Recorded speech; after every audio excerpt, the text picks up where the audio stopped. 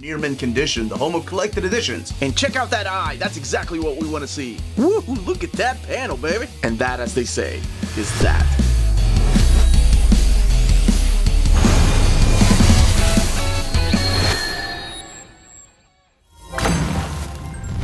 How's it going, all you Minties? Uncanny Omar here from Near Mint Condition, the home of collected editions.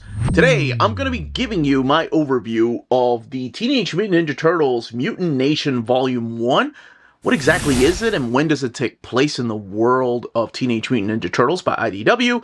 And, of course, the follow-up to one of the biggest graphic novels and still one of the best-selling graphic novels of all time, The Last Ronin II Re-Evolution. So, join me.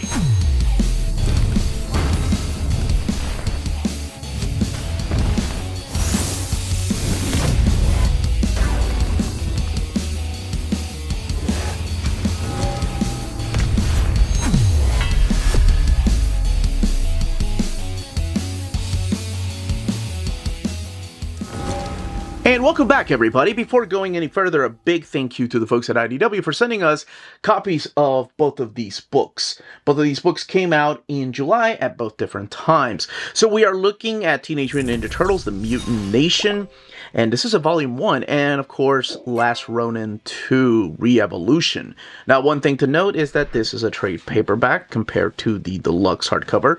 The deluxe hardcover of Teenage Mutant Ninja Turtles, The Last Ronin Re-Evolution, that one is the size of the original Last Ronin and the mini-series prequel-sequel, The Lost Years, while this over here is a trade paperback, so just keep that in mind. So we are going to be looking at the trade paperback first and talk about when it takes place in the reading order of Ninja Turtles, as well as look at what exactly the content is, and then we'll look at Last Ronin II. Teenage Mutant Ninja Turtles Mutant Nation, Volume 1. Let's get the spine really quick of the book, Volume 1, Mutant Nation. So, I got really excited when I heard about this book, because, like I said, I'm not a monthly, week, Wednesday warrior, if you will. So I didn't know that the series was coming out until I saw it solicited for trade paperback. So collected in here is the Teenage Mutant Ninja Turtles Alpha and Mutant Nation issues 1 through 5. This book has 208 pages and retails for $21.99. As you can see here, it is broken down by different story arcs. You have Monster Island by Tom Waltz and Gavin Smith. You have Pepperoni on the Side, Paul Allore and Jose Haro. Ambush at Area 51 by Tom Waltz and Vincenzo Federici, and Casey Jones, Agent of the Foot Clan by Eric Burnham and Mateos Santaloco. I love that guy's artwork. Frogs vs. Punks by Caleb Goldner, and art here by Elias Kirias and Agustin Kanakias. And Teenage Mutant Ninja Turtles, of course, created by Kevin Eastman and Peter Laird. What this is... Oh, actually, before I even flip through here, if you have not read the ending of the IDW Teenage Mutant Ninja Turtles with 150 before it was relaunched by Jason Aaron, spoilers for what I'm about to talk about, because I have to give you the pitch of what this is. But if you want just vague spoilers, this is pretty much the stories that take place in between issue 150 and the beginning of Jason Aaron's run with Return to New York. That's what's collected in here, and featuring different characters. The first story arc in here is all about Old Hob, who has established a mutant island settlement. However, it is now being overrun by perhaps monsters. And this actually reads more like a monster type of story than a Teenage Mutant Ninja Turtles story. It feels more like a horror type of story than a turtle story. The really cool thing about this, and that I enjoyed, in case you're reading Jason Aaron's run and you're a huge fan of what Tom Waltz and, of course, Kevin Eastman and later on Sophie Turner brought to the Turtles from IDW, and you're wondering, what happened to all these characters like Jenica or Angel and some of the mutants and, of course, Old Hob? This is the book. This is the one to get. This shows you what's going on with everybody else in between the ending of with the Armageddon game, and of course issue 150 of Teenage Mutant Ninja Turtles, and the relaunch of Jason Aaron's #1, because that is still in continuity. So that's what this is. So the first story, again, is about Old Hob, and getting reacquainted with perhaps other characters. Then we have a little cute, little Pepperoni story, where we haven't seen that character for a while. And then we have a story that is the Area 51 ambush story. But basically what this is a story about Ralph after leaving the Ninja Turtles because something has happened. And we've kind of seen a little bit of that and hints of that in the first 6 issues of the Jason Aaron run. Why they decided to leave and separate. He's on his own journey. He takes Pepperoni along for the ride. And, of course, gets into trouble, and something is going on in Area 51, where we have to go and help people break out of Area 51. And who he finds in Area 51 is a big surprise, too. So again, this is for people that love that original IDW Ninja Turtles, that reincarnation of Ninja Turtles. This is the book to get. The next story arc is the Casey Jones. I think this is a one-shot right here. Or perhaps it's part of the Alpha. Because I know, like, the Alpha issue also had a little prologue to the Jason Aaron story. But this is about Casey Jones and what he's doing after the big battle of Armageddon game. And what is going on exactly with Karai. There's a couple of other surprises that happen through here that I don't want to spoil. And then, of course, you have the Frogs versus Mutants. What's going on with the Frogs. So this is a really nice collection of stories featuring characters that aren't really prominent in the Jason Aaron run of Ninja Turtles, while still acknowledging the fact that this is all taking place in continuity. In the back, we do have variant covers. And, oh, the source book. You know, I didn't do an overview of the source book for some reason. Again, the book has 208 pages and retails for $21.99. Teenage Mutant Ninja Turtles, The Last Ronin II, Re-Evolution. So this book right here, in case, I guess it should go without saying that, in case you have not read the original Last Ronin, nor the Lost Years, spoilers for what I'm about to talk about, because I have to talk about the pitch and some of the characters that appear through here. So just in case, spoilers. Okay. So on the cover here, you saw 4 turtles, right? That's not Michelangelo, Leonardo, Donatello, or Raphael. So who are these 4 characters? And we'll talk a little bit more about those here in a second. These are the 4 characters that were introduced in the pages of The Last Ronin, the original Last Ronin, and then we got to see them a little bit more in the pages of The Lost Years. So the story is by Tom Waltz and Kevin Eastman. Isao and Isaac Escorza are the artists, with Ben Bishop. Kevin Eastman actually supplying some of the artwork as well. And then the colors by Luis Antonio Delgado, and letters and design by Sean Lee. So you have the original team again bringing the stories together. You have an introduction by Stan Sakai talking about his long history with Kevin Eastman and Peter Laird. And, of course, the long history of Usagi Yojimbo with the Teenage Mutant Ninja Turtles, and how he has that first printing of the TMNT issue 1.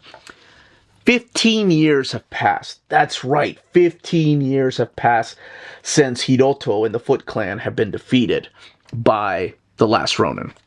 And in here, you know, they do talk about the Last Ronin and who he was. So in case you don't know the identity of the original Last Ronin, I'm sure it's everywhere on the internet, but just in case, I did say spoilers.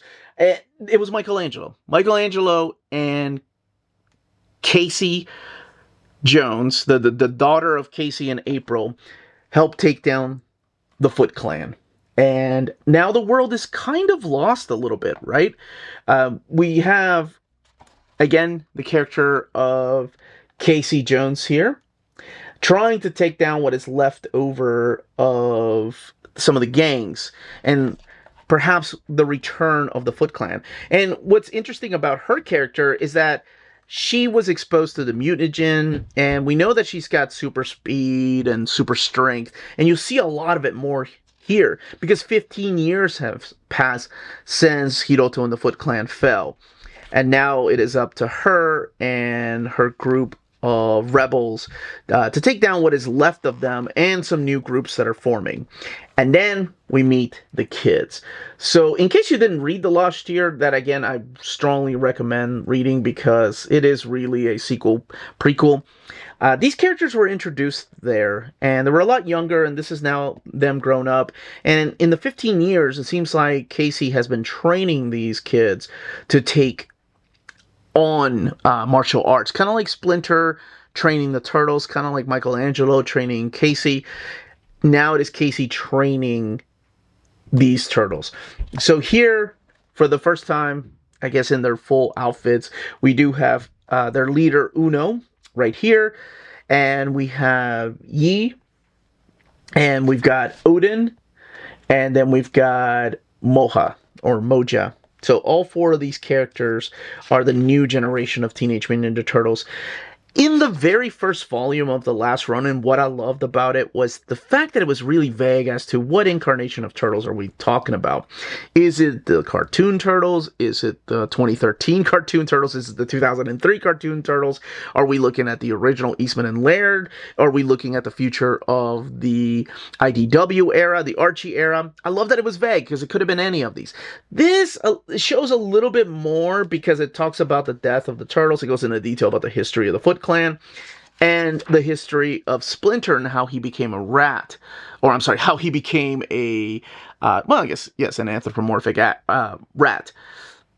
So he kind of establishes that perhaps this is a mixture or maybe its own universe, but I will leave it to you to find out exactly what it means. Because, I mean, for example, like in the original Turtles comic, they didn't have different colors on their bandanas, right? That didn't happen until the cartoon, and of course the toys, right? Because they were like, we gotta make sure kids know the difference between these turtles. They can't all have a red freaking bandana. Which makes sense from a toy's perspective. But here we do see that they have different bandanas, but that incarnation has also been shown, or that trope has also been shown in the different incarnations. But this gives you a quick recap as to what's happened previously, including in the original Last Ronin, and how they are ready to just go out there and show their skills. We see April here, a little bit older, now being called Dr. Jones and building something to go and fight against these evil forces that she knows are coming. And the kids actually end up sneaking out to try and go fight some crime, and of course they get caught. And Casey, I love the fact that Casey treats them like her children, and April treats them like they're her grandchildren, and they call them kids. I love that. Like, it's that chemistry between, you know, mother and kids, and how stern you have to be, and grandmother that's a little more lenient and forgiving. And we do have some newer players in here, and we have some returning players from the original Last Ronin story. We've got, like, our new reporter. What is her name? Amanda, is it Amanda Rose? Something. Amanda Rose Connor, I think. She's the one that's reporting. I love the design of Casey's outfit. It's like a mix of, you know, her dad's mask and still like maybe a little bit of Angel in there, and just the influence that her outfit has had, because you also see a little bit of Shredder in the color tones as well. She finally does take the kids out, and she sees their abilities and what they're able to do. Now, what's cool about these turtles is that, you know, you have Donnie with the staff, with the bow staff. You had Ralph with the sais. But these turtles are just fighting with whatever weapon they want. They have been trained in the many different martial arts and different weapon styles. So it's really cool. Now, I did mention that, you know, there is a little bit of, I guess, Uno being the leader. There's a little bit of Leonardo in him, and they're their own characters too. Like, Odin is so different than Yi, and Moha is a lot different than Uno. And one thing that happens in the very first issue, and I promise I'm not going to reveal too much, is perhaps the mutation didn't just make them into anthropomorphic turtles. It also gave them a second power. Like in the first issue, you have the character of Odin like turning into stone. So Casey and the turtles are freaking out. What exactly could this mean? Or could this be a second power? And then we see what's happening here. So the remains of the Foot Clan are making deals with different gangs throughout here. You have the Resistance, or I called them the Rebellion a little bit earlier. Sorry, got Star Wars on the mind. But you have like the Crusader Knights making a deal with the character of Mr. Carterin here. And you can see why they want to not only take over the New York empty spot that the Foot Clan has left, but also the political and economic control in Japan.